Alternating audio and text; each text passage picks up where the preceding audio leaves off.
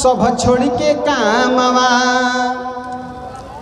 Main बात ई बा कि हमनी के काम धंधा भी ज़्यादा बा आवे के समय भी चाहिए, तो हमनी के कामों कर लेवे के बा आ अपन अधिकार भी जोड़ लेवे के बा।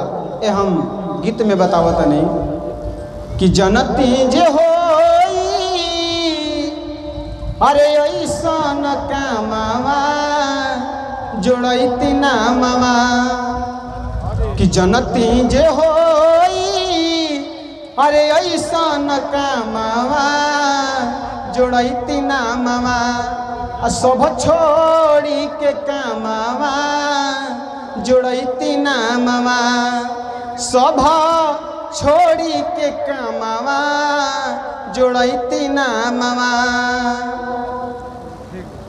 गाँव जवार में इहेनु बतैती एक बार संझौली फील्ड में सभे तनी अती यही जे पता चली अधिकार के नामवा सब छोड़ के कामवा जोड़ती अपन नामवा सब छोड़ के कामवा जोड़ती अपन नामवा सब छोड़ के कामवा।